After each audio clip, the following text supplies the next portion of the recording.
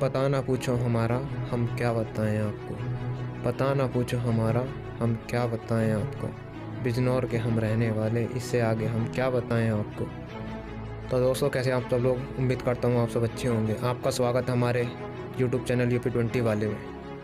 तो आज हम बात करने जा रहे हैं बिजनौर के इतिहास के बारे में। ऐसा इतिहास जो आपने ना कभी पढ़ा हो, ना कभी सुना हो, ना आज तक यूट्यूब पर किसी ने बताया हो। वीडियो थोड़ी लंबी ज़रूर होगी, लेकिन अंत तक बने रहिए और अपने बिजनौर का संपूर्ण इतिहास जानिए।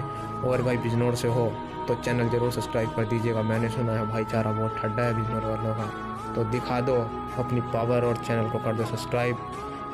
आपने ये बात तो सुनी होगी कि मेरे देश की धरती सोना, उगले उगले हीरे मोती।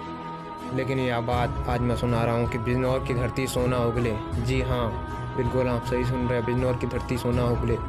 महाभारत काल से लेकर ब्रिटिश शासन तक का आज मैं इतिहास आपको बताने वाला हूँ, तो हमारी वीडियो में तक बने रहिए। बिजनौर जिला जिसकी धरती उगले सोना, देश के विकास में बिजनौर का अनुकरणीय योगदान, भारत का ऐतिहासिक रूप में सर्वाधिक समृद्ध जिला। बिजनौर पर्वतराज हिमालय की तलहटी में दक्षिण भाग पर वन संपदा और ऐतिहासिक समृद्धशाली उत्तर प्रदेश बिजनौर जनपद अपने भौगोलिक और ऐतिहासिक का महत्व के कारण प्राचीन काल से ही विशेष पहचान रखता है। इसकी उत्तरी सीमा से हिमालय की तराई शुरू होती है तो गंगा मैया इसका पश्चिमी सीमांकन करती है। बिजनौर के उत्तर पूर्व में गढ़वाल और कुमाऊं की पर्वत श्रृंखलाएं हैं, इसका सौंदर्य बढ़ाती हैं। तो इसकी पश्चिमी दक्षिण सीमा पर गंगा के उस पार प्रसिद्ध तीर्थयात हरिद्वार कुल 1338 वर्ग किलोमीटर क्षेत्र में फैले बिजनौर की जनपद की आबादी लगभग 3 लाख से भी अधिक है। बिजनौर के अनेक विश्व प्रसिद्ध ऐतिहासिक घटनाओं का साक्षी है। इसने देश का नाम दिया। जी हाँ, बिजनौर ने देश का नाम दिया। इनके अंतर्राष्ट्रीय प्रतिभाएं भी दी हैं। यहाँ की धरती उर्वरक ही उर्वरक है। बिजनौर जनपद का उत्तर और उत्तर पूर्वी और उत्तर पश्चिमी भाग महाभारत काल से ही संघन वनों से भरा हुआ था। इस वन प्रांत में अनेक ज्ञात और अज्ञात ऋषि मुनियों ने निवास किया और घोर तप किए। संघन और वन गंगा तट होने के कारण ऋषि मुनियों ने घोर तप किए, इसीलिए बिजनौर की धरती देवभूमि तपोभूमि कहलाती है। संघन वन तो यहाँ 3 दशक पूर्व तक देखने को मिले, लेकिन वन माफियों को यह देवभूमि तपभूमि भी नहीं बच सकती। प्रारंभ में इस जनपद का नाम बेननगर था। राजा बेन के नाम पर इसका नाम बेननगर पड़ा। बोलचाल की भाषा में आते परिवर्तन होने के कारण कुछ काल बाद यह नाम विजयनगर हुआ और अब बिजनौर है। बेननगर के साक्ष्य आज भी बिजनौर से 2 किलोमीटर दूर दक्षिण पश्चिम में खेतों में और खंडोरों के रूप में मिलते हैं। तत्कालीन में बेननगर की दीवारें, मूर्तियाँ, खिलौने आज भी यहाँ मिलते हैं। बगीची में, जंगल में माल देवता के स्थान पर आज भी पुरातत्व महत्व की कीमती प्रतिमाएं खेतों में मिलती हैं। लगता है कि ऐसी नगर थोड़ी दूर गुजरती गंगा बाढ़ के किले विलुप्त हो गए। यहाँ पर बहती गंगा की बाढ़ के कारण ये किले सभी विलुप्त हो गए, सब नष्ट हो गए। अगर यह कहा जाए कि बिजनौर को दुनिया जानती है तो यह आश्चर्यजनक नहीं होगा। देश के किसी राज्य या देश के बाहर बिजनौर का नाम आने से आपसे प्रश्न किया जा सकता है कि वही बिजनौर जहाँ का सुल्ताना डाकू था। प्रश्नकर्ता को यह बताकर अतिरिक्त ज्ञान दिया जा सकता है कि भारतवर्ष को नाम देने वाला शकुंतला या यशोवती पुत्र भरत बिजनौर का ही था। जी हाँ, हस्तिनापुर के राजा दुष्यंत के पुत्र भरत के बारे में बोल रहे हैं। सुल्ताना डाकू भी बिजनौर का ही था। यहाँ हम उसका बाद में जिक्र करेंगे, पहले भरत के बारे में बता दें। भरत बचपन से ही शेर के सामने शावकों को पकड़कर उसके दांत गिनने के लिए विख्यात हुए हैं। संस्कृत के महान कवि कालिदास के प्रसिद्ध नाटक अभिज्ञान शकुंतलम की नायिका शकुंतला बिजनौर की धरती पर पैदा हुई थी, जिनका लालन पोषण कर्णव ऋषि ने किया था। कहा जाता है कि हस्तिनापुर के राजा दुष्यंत एक बार अखोट करते हुए आश्रम के बाहर पुष्प वाटिका के सौंदर्य में पृथ्वी शकुंतला से उनका प्रथम प्रणय दर्शन हुआ। फलस्वरूप उनके विश्व प्रसिद्ध पुत्र भरत पैदा हुए, जिनके नाम पर आज भारत का नाम भारत रखा गया। जी हाँ, भारत का जन्म भी बिजनौर में हुआ था और भरत के नाम पर भारत का नाम भारत पड़ा। और मान्यताओं के आधार पर कहते हैं कि शकुंतला से स्वयं संबंध स्थापित करने के बाद महाराजा दुष्यंत अपनी राजधानी हस्तिनापुर लौट गए, किंतु किसी टोटके के प्रभाव से अपनी राजधानी हस्तिनापुर में प्रवेश करते ही सारा घटना कार्यक्रम भूल गए। कर्णव ऋषि ने भरत को एक ऐसा ताबीज बांध दिया था जिसकी विशेषता यह थी कि केवल उसे पिता ही छू सकता था। राजा दुष्यंत ने शकुंतला को निशानी के लिए एक अंगूठी दी थी। कहा जाता है कि महाराज दुष्यंत टोटके के प्रभाव से अपनी राजधानी सीमा में प्रवेश करते ही शकुंतला को भूल गए थे। यह सारा घटनाक्रम मालिन नदी के तट पर हस्तिनापुर का माना जाता है। मालिन नदी बिजनौर में बहती है। कहते हैं कि शकुंतला की अंगूठी मालिन नदी में गिर गई थी, जिसे एक मछली ने निगल लिया था और वह मछली मछुआरे ने पकड़कर अपने घर ले आया और मछली को छीनने के बाद अंगूठी निकली जो राजा दुष्यंत ने शकुंतला को दी थी। जब वह अंगूठी उस मछुआरे ने राजा दुष्यंत के पास पहुंचाई तो उन्होंने शकुंतला को अपनी पत्नी और भरत को अपने पुत्र के रूप में स्वीकार किया। कहते हैं कि मालिनी नदी के तट पर महाकवि कालिदास ने अपने प्रसिद्ध नाटक अभिज्ञान शकुंतलम को विस्तार दिया है। बिजनौर से करीब 10 किलोमीटर दूर गंगा तट पर आध्यात्म और वानप्रस्थ का रमणीकरण स्थान है, जिसे विदुरकुटी के नाम से जाना जाता है। दुनिया में सर्वाधिक बुद्धिमानों में से एक महात्मा विदुर भी पावन आश्रम स्थली है। महाभारत और उसके पात्रों बिजनौर जनपद से गहरा संबंध है। इस जनपद में महाभारत के अनेक घटनाओं के साक्ष्य पाए जाते हैं। महाभारत के प्रमुख पात्र सर्वाधिक बुद्धिमान महात्मा विदुर जी का नाम कौन नहीं जानता। देश विदेशों के लोग विदुरकुटी आते हैं और इस आश्रम के वानप्रस्थ रूप में अपना जीवन बिताते हैं। कहते हैं कि श्री भगवान कृष्ण भी विदुर जी के आश्रम में आए थे और उन्होंने अपना काफ़ी वक्त उनके साथ बिताया था। श्री कृष्ण ने महात्मा विदुर जी से यह बथुए का साग खाया था। इसीलिए कहा जाता है कि दुर्योधन घर मेवा त्यागी साग विदुर खायो। विदुरकुटी पर आज भी 12 महीने बथुआ पैदा होता है। जी हाँ, तो ये जानकर हैरानी भी हो सकती है। महाभारत में वीरगति को प्राप्त हुए बहुत सारे सैनिकों और विधवाओं को विदुर जी ने अपने आश्रम में बसाया। ये कहीं अपने आश्रम के पास बसाया। वह जगह आज दारा नगर के नाम से जानी जाती है। दारा का शाब्दिक अर्थ तो आप जानते ही होंगे, औरत औरतें। विदुरकुटी के संपूर्ण क्षेत्र के लोग दारा नगर गंज कहकर पुकारते हैं। यहाँ पर और भी कई आश्रम हैं का वानप्रस्थियों और तपस्वियों से गहरा संबंध है। विदुरकुटी को स्पर्श करती हुई गंगा बहती है, जिसके तट पर कार्तिक पूर्णिमा पर स्नान मेला लगता है। गंगा में स्नान करने के लिए विदुरकुटी के बड़े बड़े घाट भी निर्मित हैं। पिछले कई वर्ष में गंगा विदुरकुटी से काफ़ी दूर चली गई है। इसी कारण कुछ माता लंबी धर्म आत्माओं के पुण्य वातावरण के से जोड़ते हैं, तो दूसरा इसका कारण भौगोलिक आस्था को उतार चढ़ाव और गंगा के खनिज अनियंत्रित का दोहन माना जाता है। गंगा में खनिज को बेतहाशा दोहन के कारण गंगा अपना रास्ता छोड़कर कहीं और चली गई है। इसके जल क्षेत्र में घुसपैठ के कारण कृषि और आबादी वाले इलाके हर साल बाढ़ की चपेट में आते हैं और विदुरकुटी गंगा के वापस नहीं आने का यहाँ घाट और जल आधारित प्रकृति छटा देखने को नहीं मिलता। बिजनौर जनपद में चांदपुर के पास एक गांव सैनद्वार है।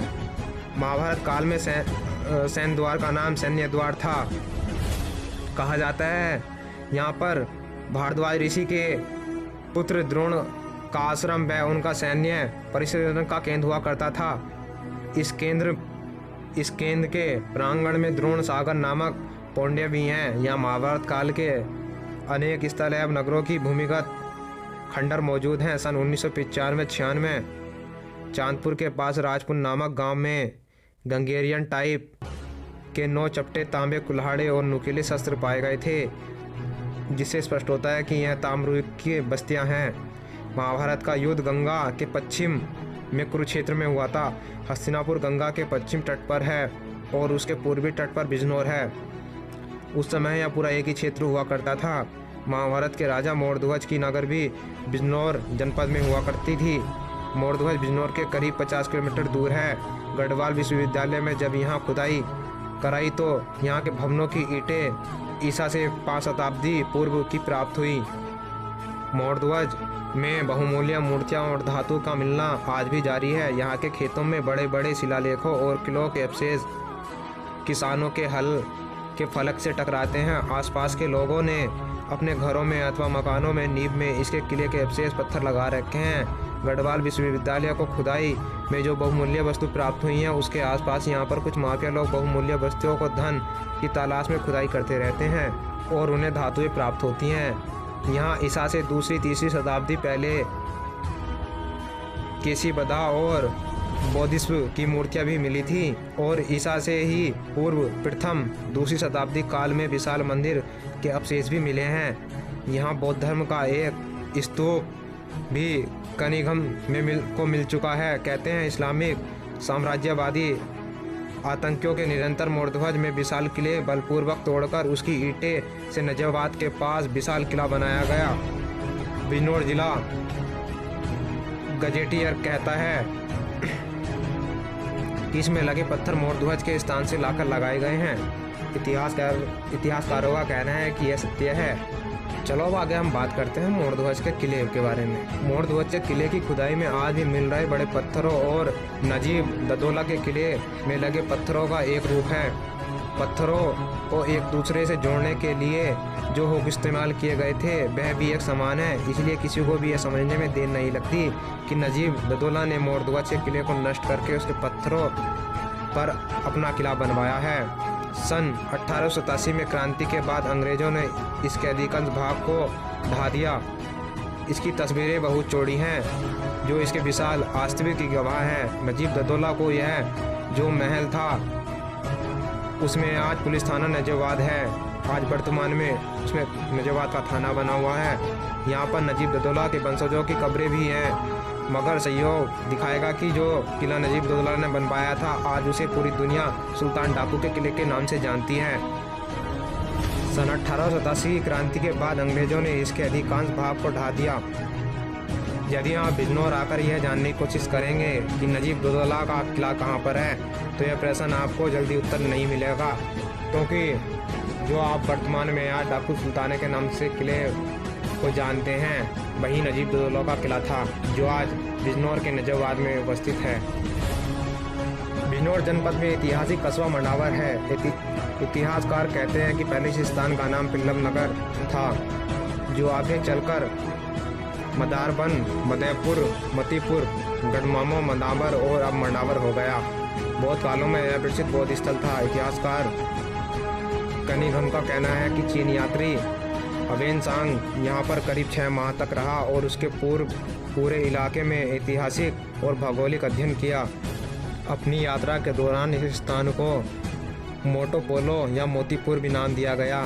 सन 1130 AD में अरब यात्री इब्न बतूता मंडावर आया और अपने फरनामे उसने दिल्ली से मंडावर होते हुए अमरोहा जाना लिखा।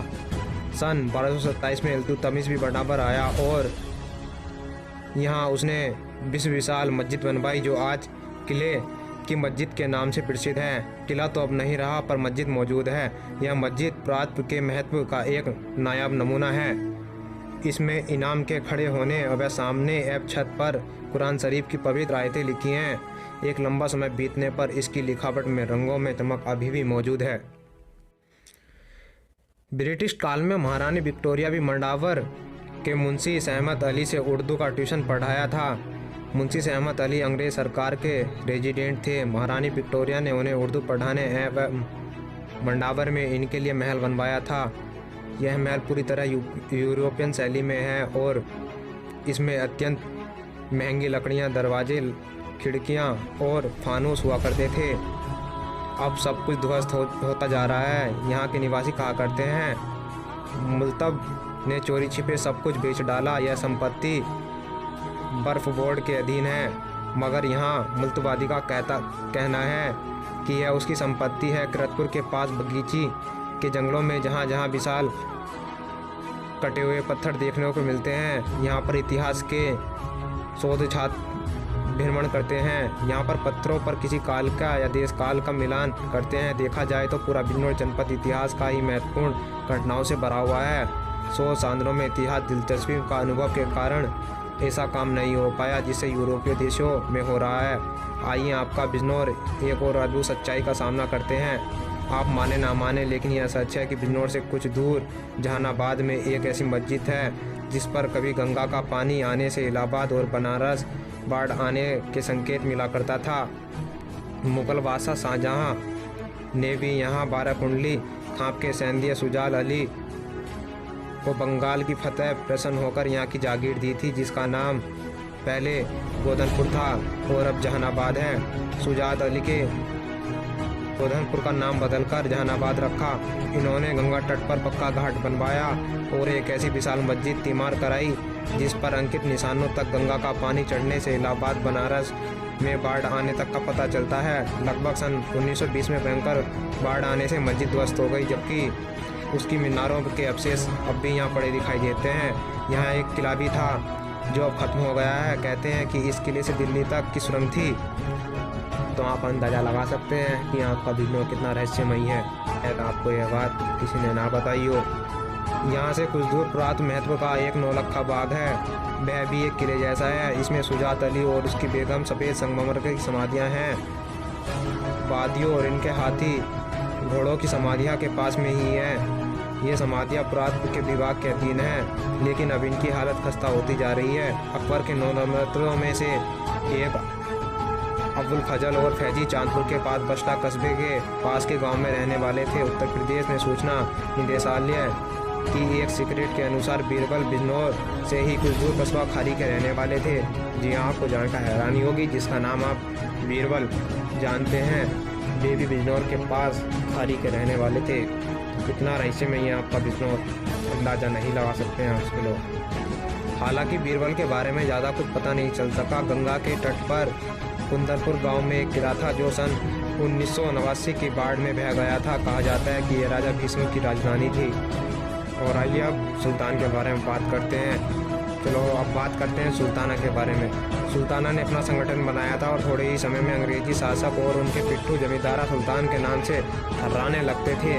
उस समय के अंग्रेज और police commissioner mister young Sultana को पकड़ने के लिए जाल बिछाया बिजनौर के किले नुमा थाने में उसी समय को ले गए थे, लेकिन अंग्रेज पुलिस सुल्ताना को नहीं पकड़ पा रही थी। कहते हैं कि संत ने सुल्ताना को कहा था कि जब वह किसी बच्चे को गोद उठाएगा तो उसकी मृत्यु निकट होगी।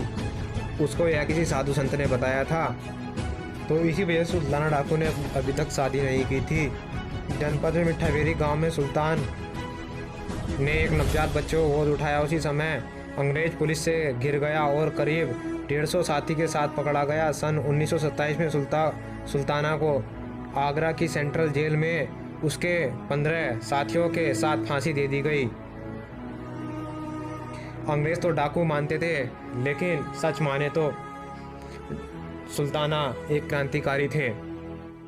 अंग्रेजों को छक्के छुड़ाने वाले एक योद्धा थे डाकू सुल्ताना, जिसके नाम से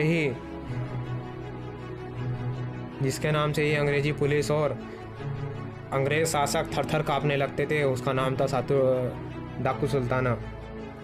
असल बात तो यह डाकू सुल्ताना एक क्रांतिकारी थे जिनके नाम से लोग थर-थर कांपते थे और उन्होंने देश के लिए बहुत बड़ा योगदान दिया। सन 1927 में डाकू सुल्ताना व उनके 15 साथियों के समेत उन्हें फांसी दे दी गई। नमन है उन डाकू सुल्ताना को। तो वीडियो लंबी होती जा रही है, कोशिश करूँगा अगले इसका दूसरा पार्ट बनाऊँगा। इसके दूसरे पार्ट में बचा हुआ इतिहास कवर करूँ। बिजनौर का बहुत सारा इतिहास बचा हुआ है जो अगली वीडियो में आएगा। और लोग शायद अज्ञात हैं बिजनौर के इतिहास से, शायद उनको नहीं पता कि बिजनौर का इतिहास क्या है।